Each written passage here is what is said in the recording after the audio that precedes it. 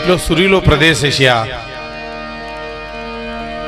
કચ્છનું છોકરું રોતું હોય તો સૂરમાં રોવે, બસુરું રોવે નહીં. એમ ખૂબ સૂરમાં ગાયા. તમને જાણીને આનંદ થાય છે કીર્તિદાન ગઢવી એને સંગીતનો અભ્યાસ કર્યો છે, એટલે ધારે ન્યાય આપી શકે.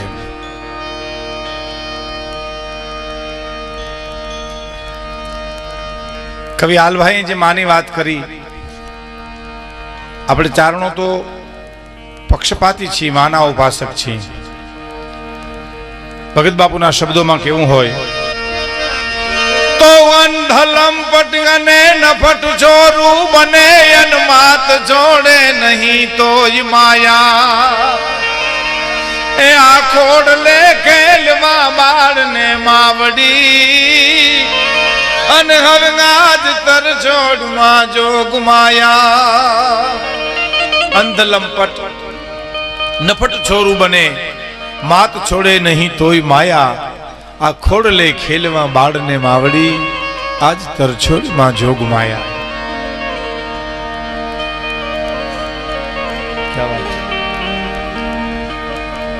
માં તમે જુઓ, દીકરાને દવા પાતી હોય ને તોય કડવી દવાનો ઘૂંટલો પોતે પેલા પીએ ને પછી દીકરાને પાય.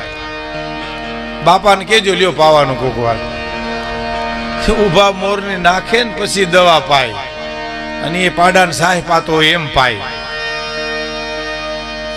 પણ માં છે, અમારા એક ગિરનારમાં સાધુ છે, એને મને એક બહુ સરસ વાત કરી. મને કે ભીખુદાનભાઈ, ભગવાનને એકવાર વિચાર આવ્યો હતો કે હું ઘેરે ઘેરે નહીં પહોંચી શકું, એટલે એણે માનું સર્જન કર્યું. અને તમને મને એમ કીધું કે મને પગે લાગવાની ઈચ્છા થાય પરમાત્મા કે તે તમારી જનતાને પગે લાગી લેજો, એટલે મને પગે લાગ્યા બરોબર જ છે. ચારણો અમસ્તી માના ઉપાસક નથી, એને ખબર છે કે માં છે એ પરમાત્માની પ્રતિકૃતિ છે. પ્રતિકૃતિ પરમાત્મા ઈ જ માં, અને માં ઈ જ પરમાત્મા. બસ માતાઓ ઓછી વાતો કરો, બહેનો ઓછી વાતો કરો, બાપા વાંધો નહીં. બહેનો ઘણી વાતો કરે, બહેનોનો સ્વભાવ છે, વાતો કરવી ને એનો સ્વભાવ છે. અમારે ત્યાં તો વાતો કરીને એકબીજુને પૂછે આપણે કેન્યું કર્યું હતું, એટલી તો રસપ્રદ થઈ જાય. એક બેન તો પોતાના પતિને લઈને ડોક્ટર પાસે ગયા હતા. ડોક્ટર સાહેબ, મારા પતિની તબિયત તપાસી દો. તો શું બીમાર છે? તો રાતે બકબક બહુ કરે છે, સુઈ જાય એવી દવા આપો, બકે નહીં એવી દવા આપો. ડોક્ટર કે ને કાંઈ દેવાની જરૂર નથી, અને દિવસે બોલવાની તક આપો. આ દિવસે તો વારો નથી આવવા દેતી ને, એટલે રાતે ઉભરા કાઢે નીંદરમાં બિચારો. એટલે ઓછી વાતો કરજો. આ તો અમારા તરફની બહેનોની વાતો છે, અહીં તો શાંતિ જ છે, કોઈ સવાલ નથી. પણ માં છે, બીજા વગડાના વા છે. માં છે એ પરમાત્માની પ્રતિકૃતિ છે. શક્તિના 4 રૂપ આપણે ત્યાં ગણ્યા છે: દીકરી, બેન, પત્ની અને માં. મારા સ્વામી સચ્ચિદાનંદ જયારે જુનાગઢ આવ્યા, દંતાલી વાળા, ત્યારે બહુ સરસ વાત કરી. હું ઘણી વાર બધે કહું છું કે તમારા ઘરમાં જો શાંતિ હોય, કારણ કે એ તો સંન્યાસી એટલે ગ્રસ્તી આપણી જ વાત થાય. તમારા ઘરમાં જો શાંતિ હોય તો આંખું વીચીને એટલું કહી દેજો કે તમારા ઘરમાં કોઈક સ્ત્રી પાત્ર સહન કરતું હોય છે, નકર શાંતિ શક્ય નથી. કા દીકરી સહન કરે છે, કા માં સહન કરે છે, કા બેન સહન કરે છે, અને કા પત્ની સહન કરે છે. અને ઘરેથી નીકળે ને એ માણસ થાકે, પછી મજૂરે થાકે અને કરોડપતિ એ થાકે. થાકમાં પાછો ફેરફાર ન થયો કઈ. હા, એ તો ટાટા બિરલા વાળા થાકે એટલા જ રેકડી વાળા થાકે, અને રેકડી વાળા થાકે એટલા જ હોયલા થાકે. કારણ કે રણજીતણ કંકણ બંધણ પુત્ર વધાયું સાવ, એ ટાણા હરખના પછી એમાં કોણ રંક કોણ રાવ લ્યો. આ દુહોયને સાક્ષી પૂરો છે કે કરોડપતિ નો દીકરો પરણતો હોય, અને એ દીકરાના બાપને જે આનંદ હોય ને, એટલો જ આનંદ ઝૂંપડામાં રહેતો હોય ને એનો દીકરો પરણતો હોય ને એને આનંદ એટલો જ હોય છે. એ આનંદની માત્રામાં કોઈ ફેર નથી પરમાત્માને, એટલે તો કરુણાનો સાગર કીધો છે. કે કરોડપતિ થાકે એટલો જ મજૂર થાકે. અને થાક ઉતરે ક્યારે? ઓલો એના એર કન્ડિશન બંગલામાં વયો જાય એટલે થાક ઉતરી જાય, ઓલો એના ઝૂંપડામાં વયો જાય એટલો જ થાક ઉતરી જાય. પછી એમાંય ફેર નહીં હો, કોને વધારે ઉતરે ને ઓછો ઉતરે એવું નહીં કઈ. હા, આ બહુ નરી વાસ્તવિક વાતો આપને સામે હું કરી રહ્યો છું કે ઘરેથી નીકળે એ થાકે, ઘરે આવે એટલે થાક ઉતરી જાય, પણ ઘીરે થાકે એનો થાક દુનિયામાં ક્યાંય ન ઉતરે. પછી ઘરે થાકે માણસ પછી વાત પૂરી થઈ ગઈ. એટલે આપણે ત્યાં ગ્રસ્તાશ્રમને શણગારવાની વાત આવી છે. સંન્યાસ આશ્રમ છે એમ જ ગ્રસ્તાશ્રમ છે સંસારીઓનો, એનો પરિવાર, એની માતા પિતા પત્ની પરિવાર, એની સાથે એટલો જ એને લગાવ જોઈએ. આપણે ત્યાં ઋષિ પત્નીઓના ઉલ્લેખ છે. આપણે ત્યાં ઋષિઓ ઘણા ગ્રસ્તીઓ હતા. એટલે એ જે સુખ દુઃખ જે છે, બહુ સરસ વાત કરી આપણે હે જગજનની માં કે હોય ભલે દુઃખ મેરું સરીખું, રંજી એનો ના મને થાવા દેજે, પણ રજ સરીખું દુઃખ જોઈ બીજાનું, રોવાને બે આંસુ દેજે. હે જગજનની, હે જગદંબા, માત ભવાની શરણે લેજે. હવે મેં એક કડી આવી હતી તમને ખબર હોય તો કે શક્તિ દે ભક્તિ દે આ દુનિયાના દુખડા સહેવાની. બોલો, હવે સંસારમાં આપણે આવ્યા એટલે દુઃખ આવ્યું અને આવ્યું. કોઈ એમ કે દુઃખ નહીં આવે વાતમાં માલ નથી. રામ માણસ બનીને આવે તોય આવે, કૃષ્ણ માણસ બનીને આવે તોય આવે, શિવ માણસ બનીને આવે તોય દુઃખ આવે ને આવે. તડકો ને છાંયો બસ એ આવવાનું છે. ફેર એટલો છે કે એને જોયા કરો કે આ વાદળું આવ્યું, આ દુઃખ આવ્યું, આ સુખ આવ્યું. એટલે આ સંતો મહંતો એમ કે છે કે હર ભજવું હક બોલવું દોનો બાતા વલ, ઈ નરને ઉતરે ની કદી આઠો પોરો અમલ. એને હરવાની અંદરથી આવે. આ સંતોને જે આનંદ આવે છે સાધનાનો આનંદ અંદરથી આવે, બહારથી નો આવે. એટલે મારા હિંગોળદાનભાઈ નરેલા લખે છે કે સુખ દુઃખ ની બે કેડી પકડી આગળ વધતા જાવું છે મારે, આગળ વધતા. સુખ દુઃખ ની બે કેડી પકડી આગળ વધતા જાવું છે મારે, આગળ વધતા.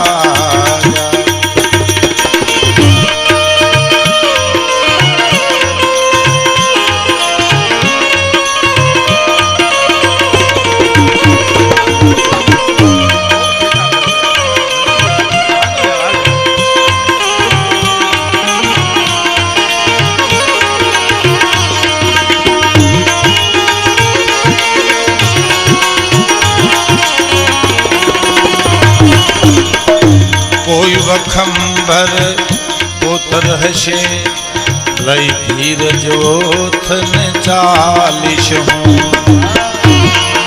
કોઈ ધાર આવે, કોઈ ડુંગર આવે, કોઈ ચઢાણ આવે, કોઈ ઉતરાણ આવે. જીવન એવું છે ને.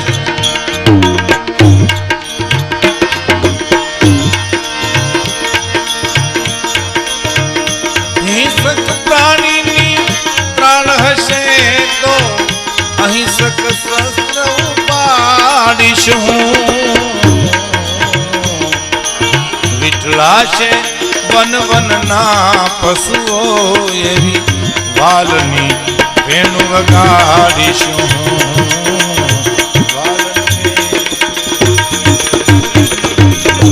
નજીક આવી જાઓ, નજીક આવી જાઓ. ત્યાં સુધી મજા નહીં આવે. આવો આવો. હા, ત્યાં સુધી આવી જાઓ બસ. સુખ દુઃખની બે કેડી પકડી મારે આગળ વધતા જાવું છે. આ બહુ સરસ વાત છે. એટલે આપણે કહું છું, હસવાની વાત તો હું તમને કરું, આનંદ આવે ત્યાં સુધી આપણે વાતો કરીએ. હાસ્યરસ છે ને એ ડાયવર્ઝન છે, એને હાઈવે નો કરી નાખાય. તમારે શાક બનાવવું હોય તો એમાં ચટણી હળદર મીઠું નાખવા જોઈએ, નકર શાક કેવી રીતે થાય? પણ એની મર્યાદા છે. 1 કિલા રીંગણા ભાઈ અડધા કિલા રીંગણાના શાકમાં કિલો મીઠું ન નખાય. તો મીઠાનું શાક કરીને મેલિકો રીંગણા નાખ્યા એમ લાગે આપણને. ડાયવર્ઝન રહેવું જોઈએ. હાસ્યરસ જરૂરી છે જીવનમાં, પણ એ મર્યાદા છે. સંતોની હાજરી છે.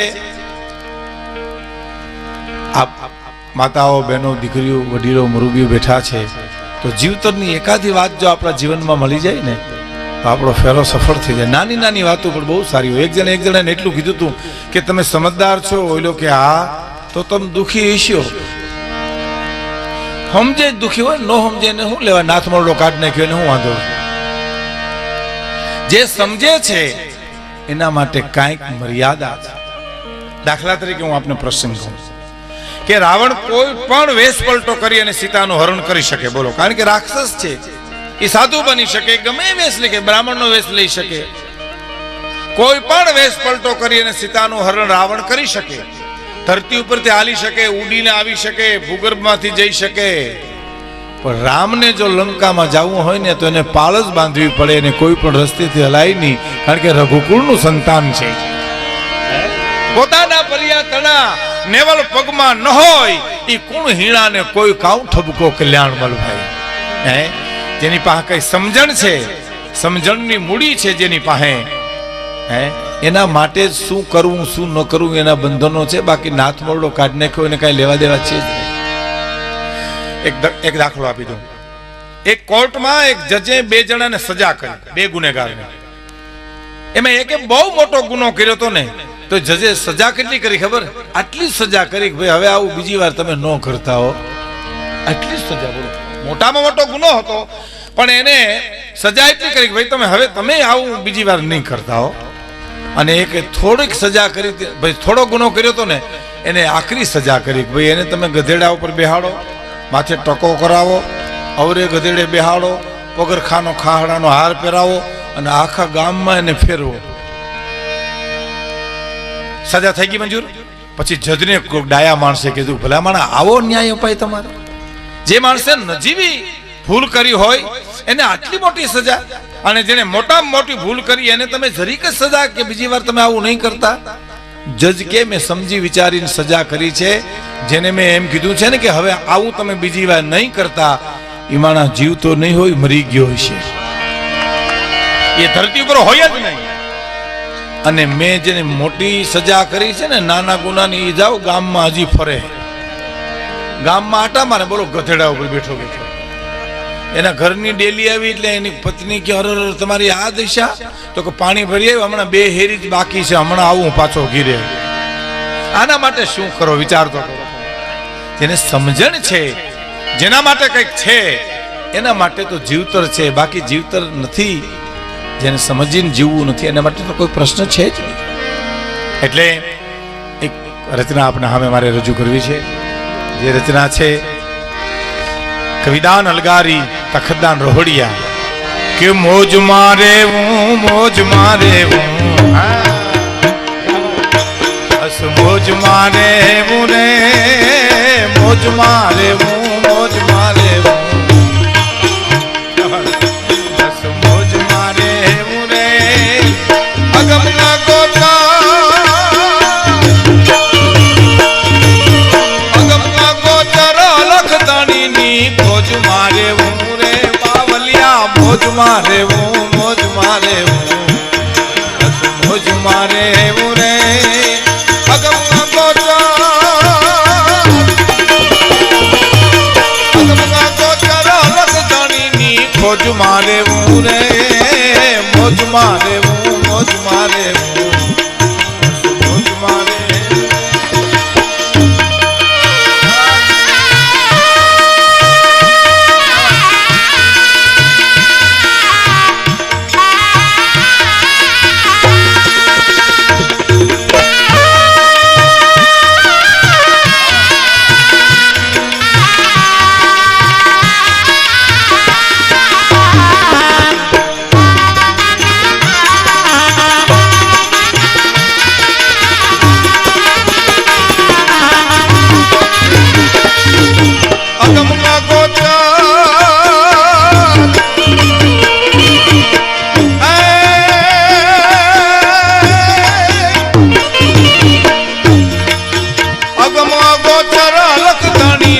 મોજ મારે હું રે, બાવલિયા મોજ મારે હું, મોજ મારે હું, બસ મોજ મારે હું રે, મોજ મારે હું, મોજ મારે હું, બસ મોજ મારે હું રે.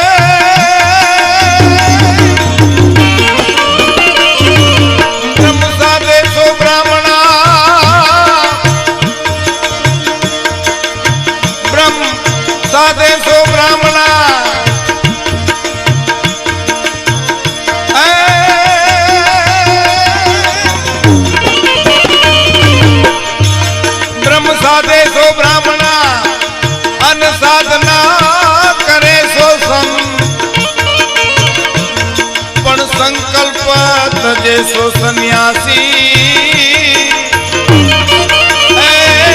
ઓલા મનને મારે તે મહન અગમમાં ગોચર લખદણીની ખોજ મારે મુરે બાવલિયા મોજ મારે મોજ મારે મોજ મારે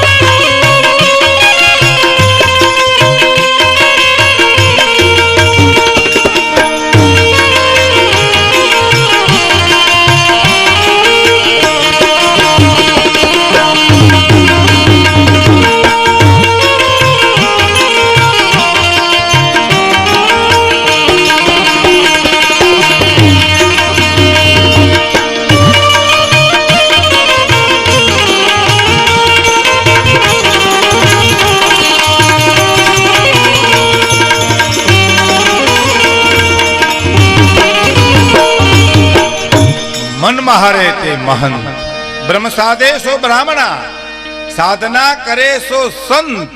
બહુ સરસ વ્યાખ્યા છે. અને સંકલ્પ તજે સો સંન્યાસી અને મનને મારે તે મહંત. અગમ અગોચર અલગ ધણીની ખોજ મારે હું. તખતદાન રોહડિયા દાન અલગારી એમ લખે છે કે મોજમાં તો રહેવું. મોજ એટલે ઉપરની ખાણી પીણી નહીં, અંદરની મોજની વાત છે. ઉપર નહીં, બીડી પીને મોજ આવે, ચા પીને મોજ આવે, દારૂ પીને મોજ આવી નહીં. આ તો ઈશ્વરને સ્મરણ કરતા કરતા અંદરથી જે હેરું ફૂટતી હોય એની આ વાત છે. ક્યાં વાત.